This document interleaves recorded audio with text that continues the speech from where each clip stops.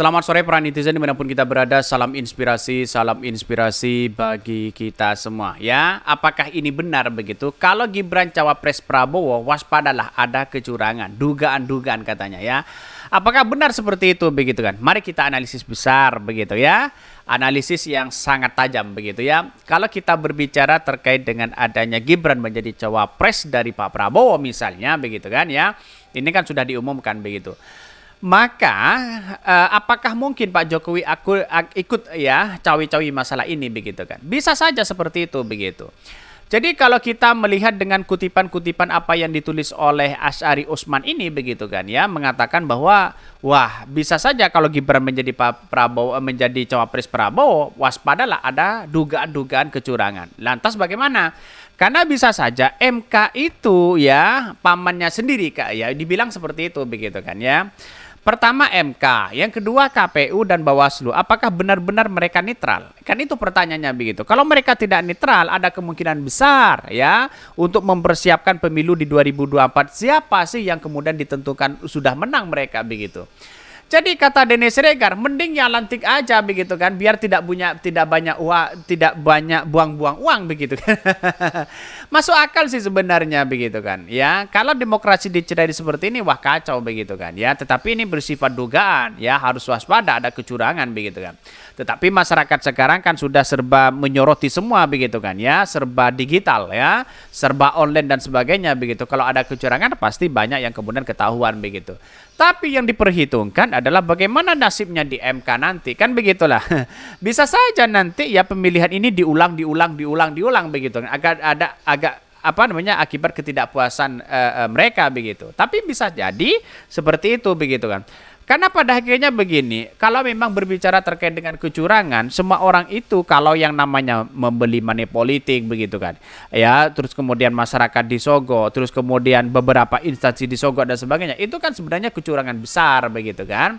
Tapi pada hakikatnya orang itu harus berpikir jernih. Siapa yang kemudian begitu ya, yang harus kita dukung benar-benar dengan hati nurani. Jangan sampai ditukar dengan hal-hal yang kemudian hanya bersifat sementara begitu kan.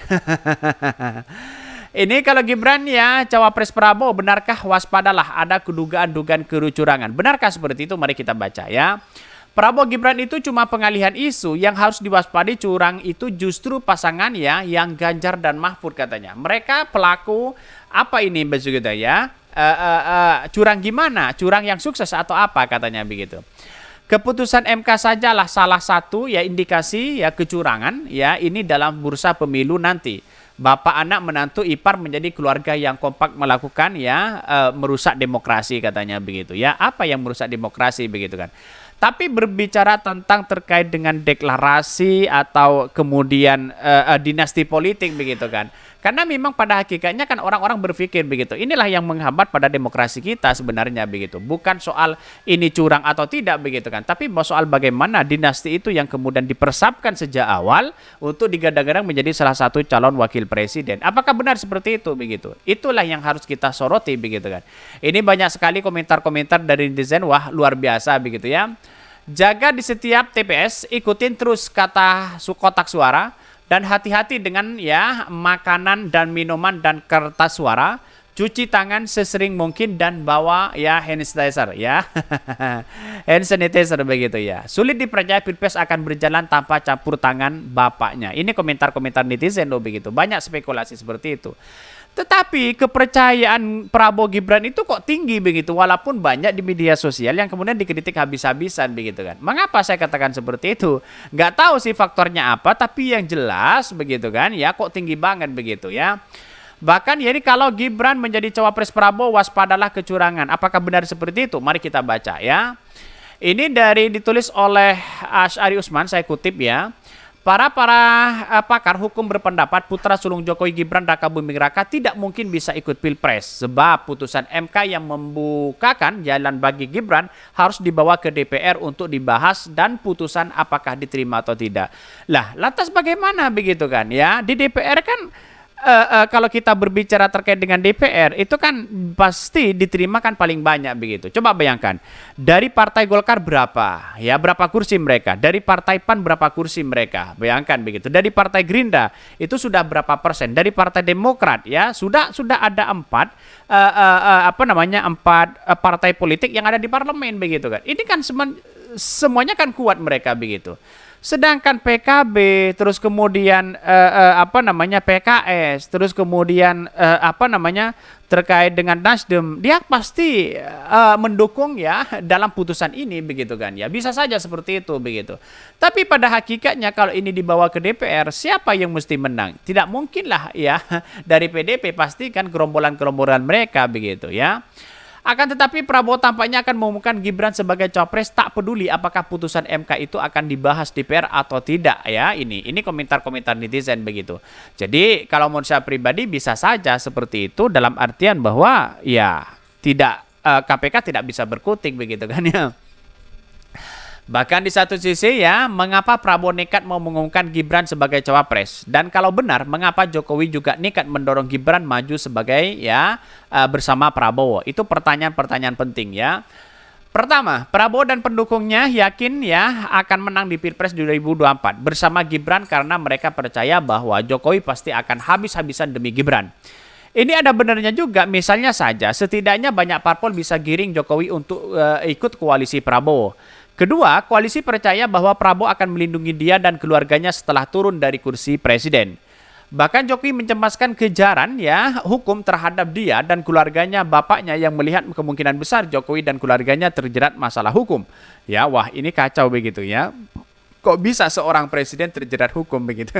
Ya bisa saja presiden Amerika banyak begitu kan ya. Tapi yang jelas apakah mungkin begitu kan? Karena relawan-relawan Pak Jokowi loh kuat begitu kan ya. Apalagi ini Gibran menang misalnya begitu. Wah, tambah kuat mereka begitu.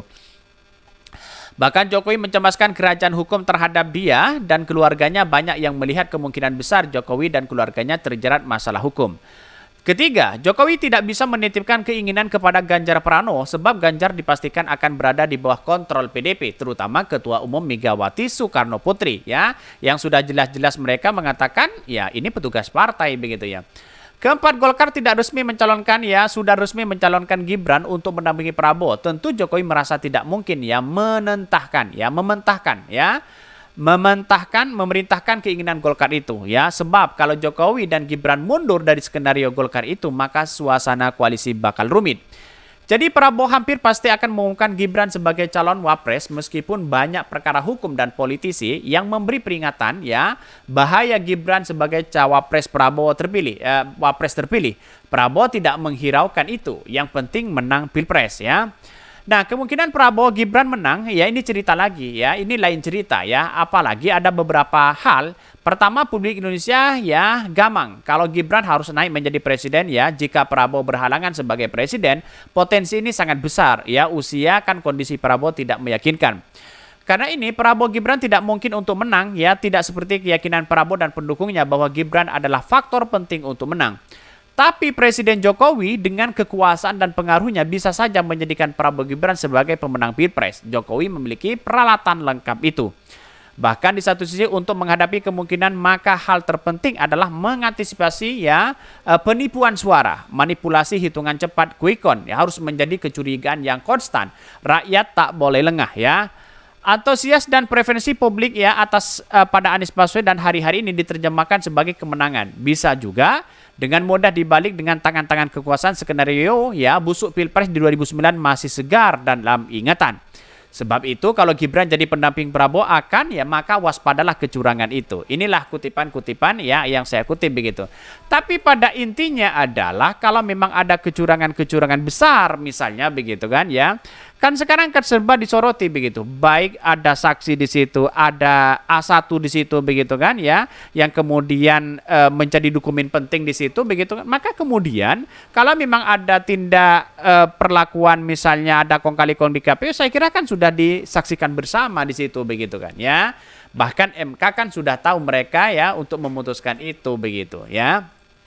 Bahkan yang terpenting adalah bagaimana caranya ya menurut politik dari Pak Jokowi, yang penting Prabowo Gibran menang. Kira-kira seperti itu begitu.